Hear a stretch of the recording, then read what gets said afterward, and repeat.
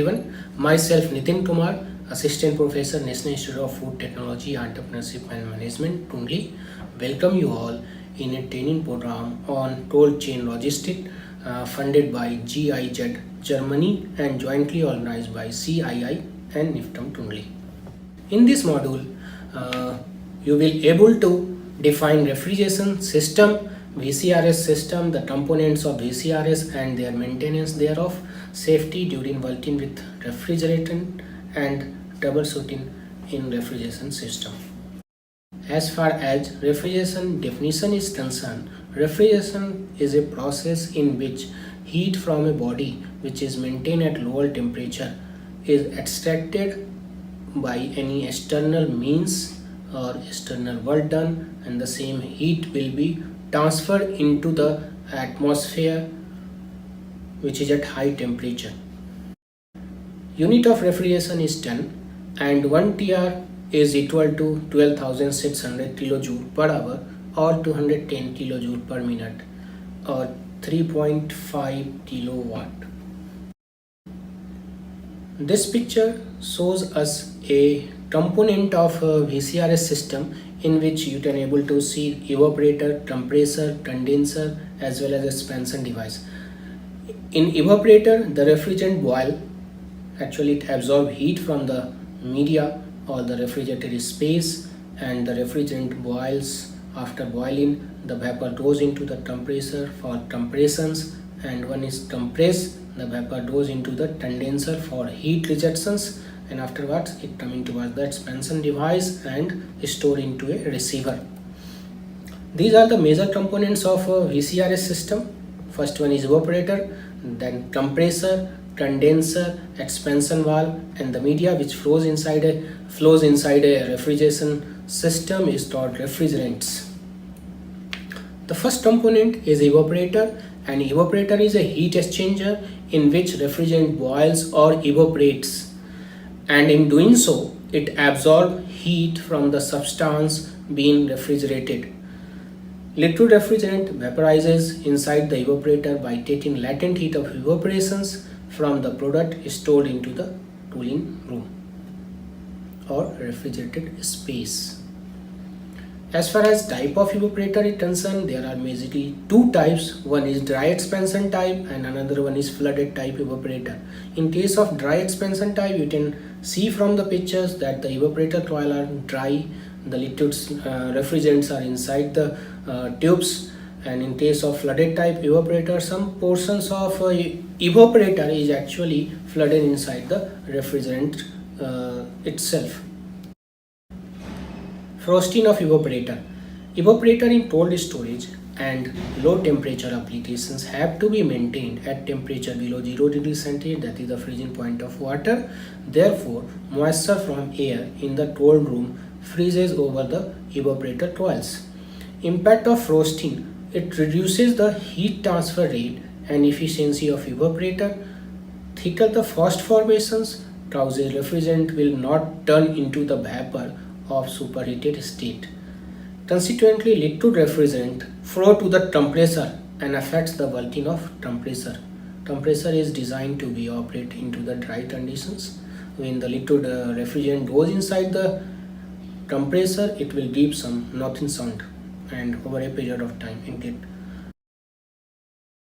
Method of defrosting. One is water defrost, in which warm water is applied on a evaporator coil. Another one is electrical defrost, which using electrical heater embedded into the evaporator. Hot gas defrost, it uses circulating hot gas from the compressor. The last one is reverse cycle, in which the directions of refrigerant, that is the flow directions of refrigerant, is reversed to make evaporator as the condenser. And what was the basic principle of condenser? It has to release the heat. The another component of a refrigeration system is compressor, which is known as a heart of refrigeration system, which acts as a pump to move the refrigerant in the system. There are two functions of a compressor. The first one is draw the liquid from evaporator. Maintenance of compressor. As I told, compressor is the heart of refrigeration system. It required maintenance time to time. So the first one is lubrication of compressor. Every metal surface in a compressor that has a metal part moving against it must have adequate oil between the two surfaces so that it minimizes the frictions. This is very important. Say for example, when a compressor motor is running at 1725 or 3450 rpm, it only takes a few seconds to destroy a compressor when metal hits metal. So we need to check the oil level inside the compressor for adequate lubrications. Check system superheat. The superheat is the saturated temperature subtracted from the suction line temperature. If the superheat is too low, liquid may be returning to the compressor and cause oil dilutions and valve failure. If the superheat is too high, excessive discharge temperature may cause oil to break down and component to fail. The best option is to keep the superheat as low as possible without damaging system component, and the same may be checked through manufacturer's specification or consulting with an ammonia compressor specialist. Check electrical connections. Go through the system and ensure that electrical connections are firmly in place. While doing so, check for corrosion, wiring or connections and replace anything that is damaged. Next is check refrigeration level. Observe the liquid to ensure that it is clear and meeting sufficient level inside the receiver. If the liquid level are low, they indicate a need to charge the system. If level are unexpectedly low, this could indicate a system leak. The another component of VCRS system is condenser.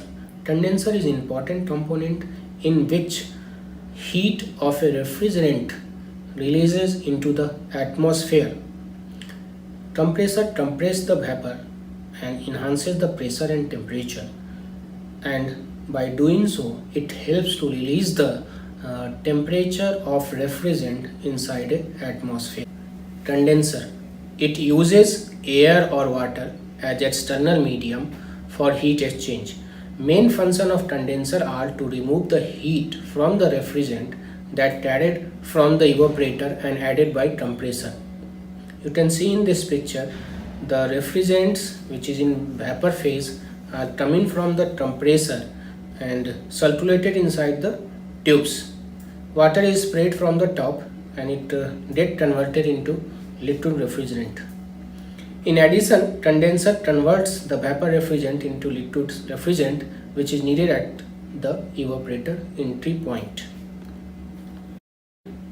Condenser is basically of two types: air-cooled condenser and water-cooled condenser. In air-cooled condenser, we can divide this segment into two categories. One is natural convection condenser, another one is forced air condenser. In forced air condenser, there will be a blower or a fan which is attached with the motor so that the air will flow on the fins or the pipes with high speed, and it initiate or it enhances the heat flow at higher capacity. Type of condenser is water cooled condenser, in which water is utilized for heat removal of refrigerant. The first type is cell and tube condenser, in which the refrigerants are in cell and the water occupied inside the coolant tubes. There are tube in tube or cell and coil condenser which will be utilized for the same applications. Maintenance of air cooled condenser. A dirty condenser prevents the rejection of heat from the condenser and result in higher condensing pressure and temperatures. The technician should use a pump sprayer to soak the condenser with a good cleaning solution. If possible, use a hose pipe connected with water or hose bib to get the water pressure and volume needed for good cleaning. Clean the condenser fan blade to make sure they are moving the proper air quantities. Dirty fan blades move less air, raising the condensing pressure. One should clean the coils also with alkaline cleaner that will handle both the dirt and grease found on most of the refrigerant equipment condenser. Now we will discuss about the maintenance of water-cooled condenser. The mineral deposition inside the coil can reduce efficiency of condenser. The only way to clean coil type condenser is to circulate a strong cleaning solution through them that is specially made for this purpose. There is a brief description of the cleaning procedure. Cut the water inlet and outlet pipe. Install union in the cut pieces.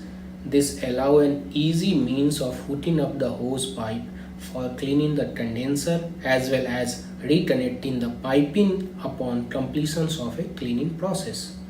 The same hose pipe will be attached from the outlet of the acid pump to the inlet of a condenser, and the acid is allowed to run throughout the condenser and back to the bucket. Mix the proper amount of cleaning solution in the bucket, then put the pump into the bucket of cleaner, turn on the pump and circulate the acid solution until the condenser is clean. Another important component of a VCRS system is expansion valve.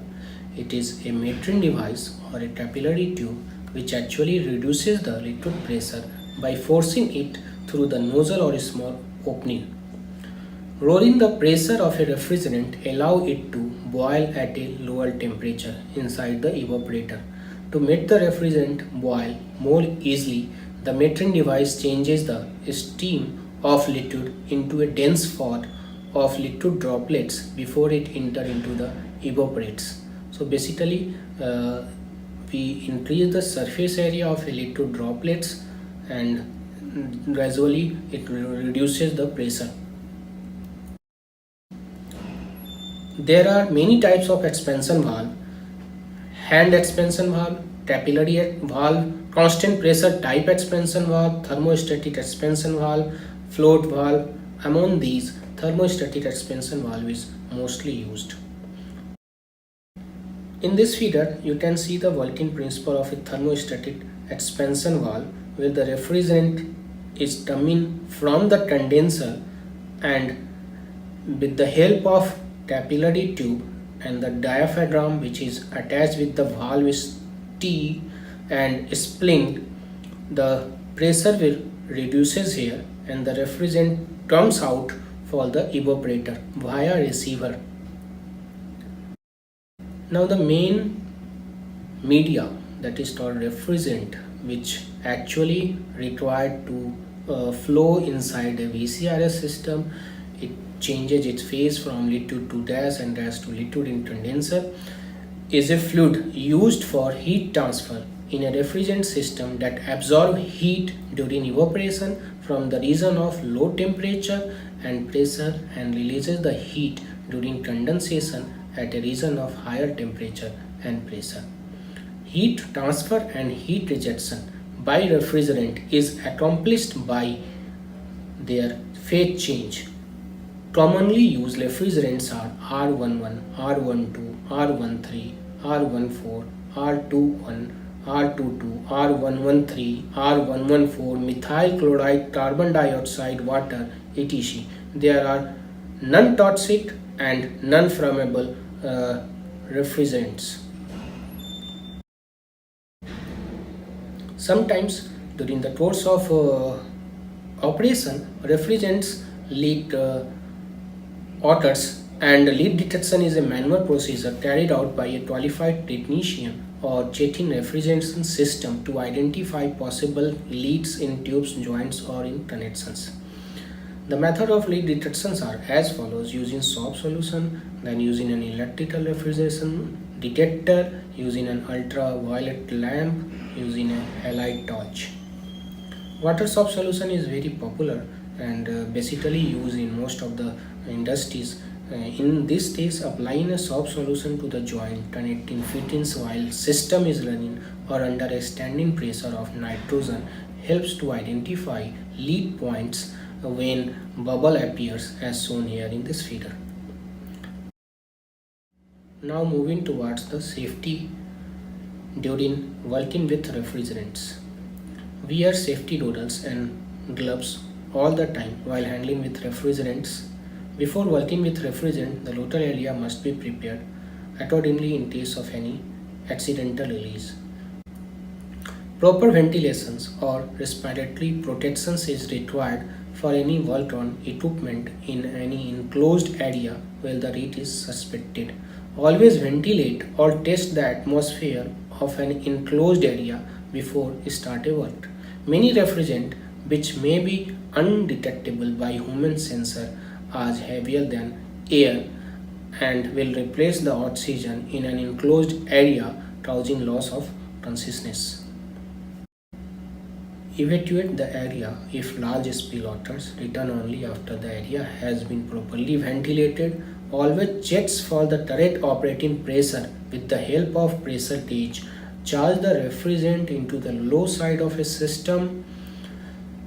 Refrigerant oil in hermetic compressor is often very acidic, causing severe burns. Avoid strict contact with this oil. Now there are some precautions which we need to take in care while handling refrigerant cylinder. Always store and transport refrigerant cylinder in applied positions to keep the pressure relief valve in contact with the vapor space.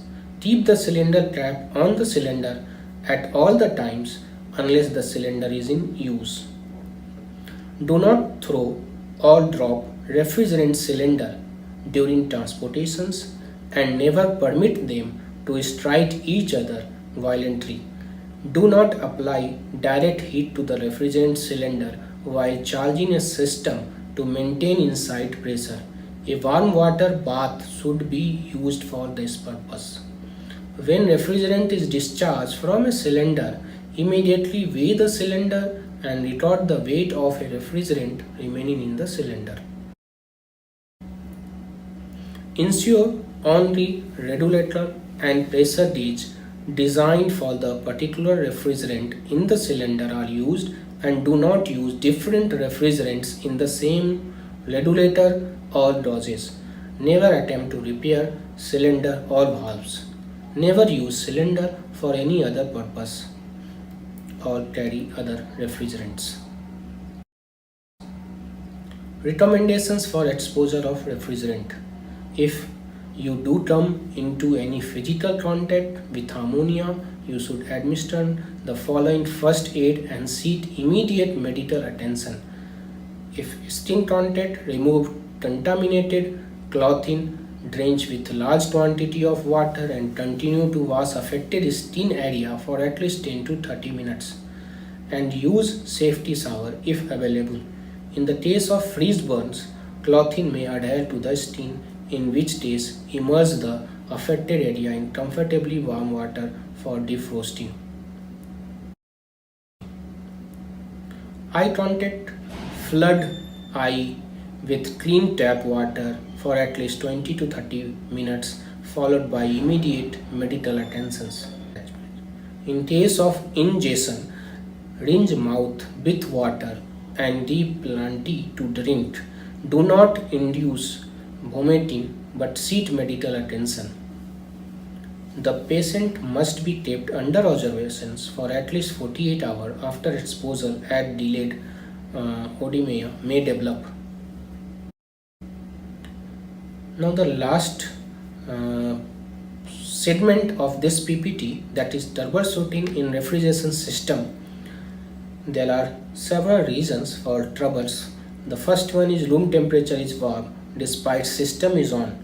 The reason might be lack of refrigerant present in the system, blocked filter at expansion valve, evaporator inlet is closed, frosting on the evaporator coils. The solutions are mentioned here, like charging of refrigerant in the system, cleaning of filter, cleaning of inlet and outlet of evaporator, defrosting by circulating water or air. The another trouble which generally encountered, that is refrigerant flooding into the compressor in liquid phase. Due to the incorrect adjustment of expansion valve, we need to correct the expansion valve. Due to the leakage of solenoid valve, we need to check the leakage. overcharging of refrigerant system. So one should have adequate charging of a system. Ice built up on the evaporator coil. We need to shut up the unit off and allow it for defrosting. The third trouble is abnormal sound during the operation. This is because of the reason liquid refrigerant is entering into the compressor or suction valve, plate, delivery valve, plate, piston, pin, bearing, connection rod are damaged. So the solution proposed is adjustment of expansion valve and check the temperature of sensor, check the noise location and replace the required part. Entering of air in VCRS system is also termed as a fault during the operation, and the reason might be air entering during charging of refrigerant, routine maintenance, or if suction pressure goes below the atmospheric temperature, air enters through leakage in the gaskets. So we need to close condenser outlet and collect refrigerant in condenser while running compressors. Also vent the collected air through vent valve using the thermometer. The fifth point under the turbo is overcharging of system. Symptoms of overcharging are high condenser gauge reading, abnormal start and stop of a compressor, and high suction and discharge line. The solution may be close condenser outlet and collect refrigerant in condenser while running compressor. Vent the collected air through vent valve using the thermometer. Undercharging of refrigeration system due to the refrigerant leakage or leakage water at shaft seal, flange, clumping and valve gaskets. So we need to check the refrigerant leakage at the shaft, valve gasket, flange or coupling. So in nutshell, refrigeration system is an important component of a cold storage. Vapor recompression system is most widely used system in ripening chamber, cold room, freezing system, dairy industries or some other industries. Along with careful installations, there should be regular maintenance of a components of a refrigeration system to avoid any huge accident. Further, use of low global warming and low ozone depletions of refrigerants is used in essential for sustainable development of cold chain. In this module, we have discussed about the definitions of refrigeration, the unit of refrigeration, the vapor compression refrigeration system, operations, their component and their working principles. In addition to this, we have discussed the maintenance of each and every component of a VCRS system plus the safety during the refrigerant handling as well as the troubleshooting of refrigeration system. Thank you.